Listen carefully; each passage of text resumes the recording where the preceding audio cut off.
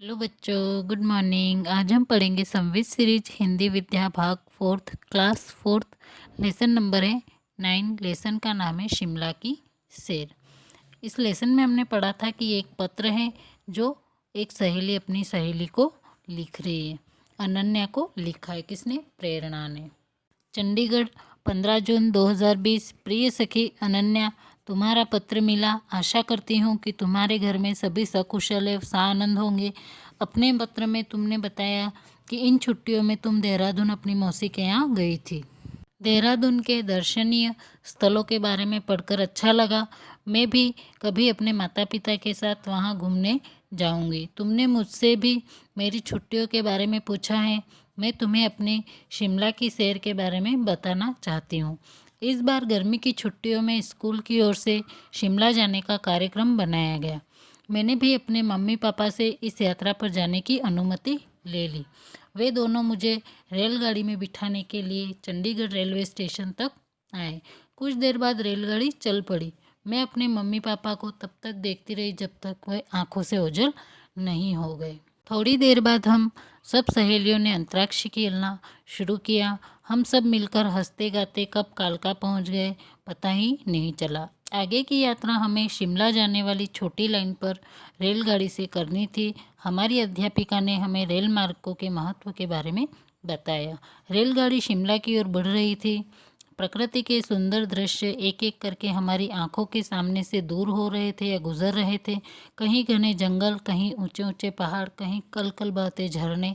धीमी गति से चलती हुई रेलगाड़ी अनेक सुरंगों को पार करती हुई तारा देवी सुरंग के पास पहुंची।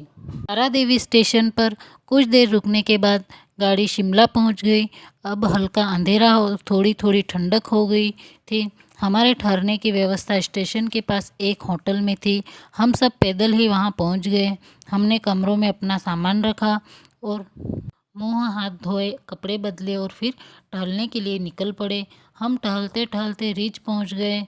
और हालांकि हम सब की थकान महसूस कर रहे थे या सफ़र की थकान महसूस कर रहे थे, परंतु वहाँ के पहाड़ों पर बने घरों, होटलों आदि की जलती हुई बत्तियों को देखकर ऐसा लगा मानो दिवाली की दीपमाला जगमगा रही हो। इस सब दृश्यों ने हमारी थकान को दूर कर दिया। वहीं एक होटल में खाना खाकर हम सब वापस अपने होटल आ गए। रात हो चुकी थी।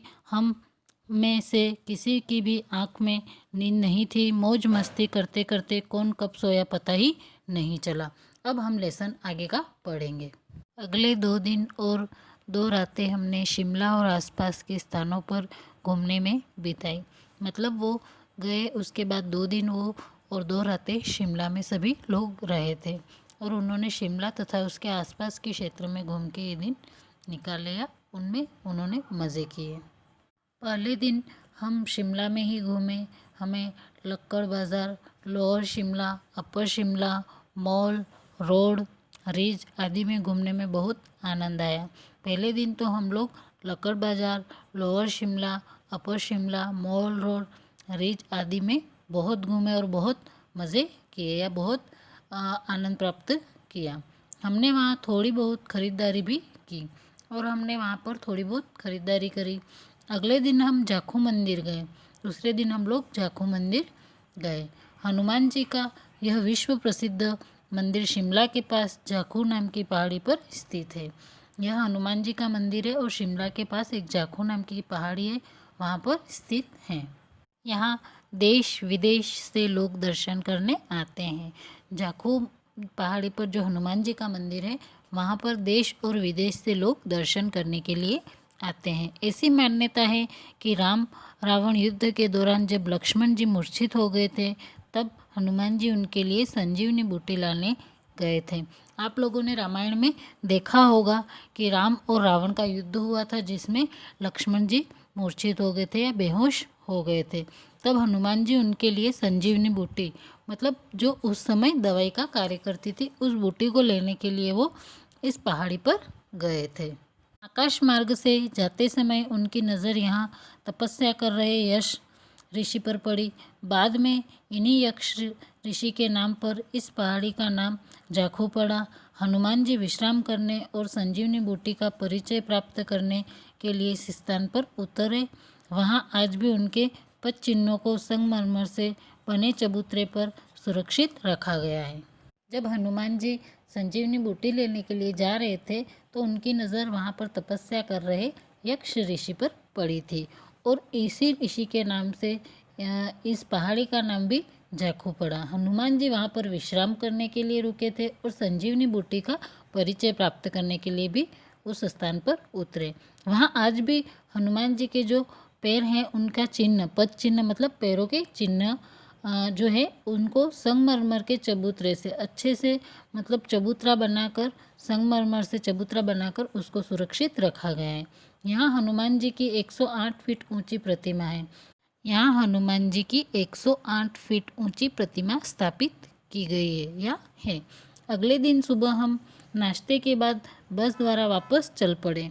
रास्ते में फिर से पर्वतीय दृश्य देखते देखते हम सब खूब आनंदित हो रहे थे। ऊंची नीची पहाड़ियाँ, गहरी खाइयाँ, घुमावदार मोड़, घने जंगल, इन सबको देखकर मन अत्यंत प्रसन्न हो रहा था।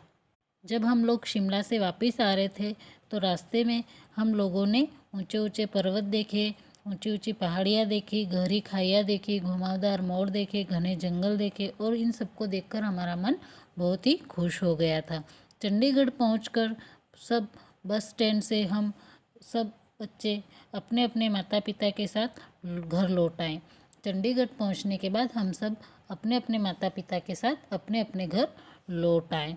शिमला की यात्रा का यह आनंददायक अनुभव मुझे जीवन भर स्मरण रहेगा। शिमला घूमने गए थे और उस यात्रा में हमें जो मनोरंजन किया या हमने जो आनंद लिया वह मुझे जीवन भर याद रहेगा। आज के लिए बस इतना ही। बाकी की बातें फिर किसी दिन किसी और पत्र में लिखूंगी। अपने मम्मी पापा को मेरा प्रणाम करना। तुम्हारी सखी प्रेरणा। आगे इस चैप्टर के जो क्वेश्चन आंसर है आपको PDF कर दिए जाएंगे।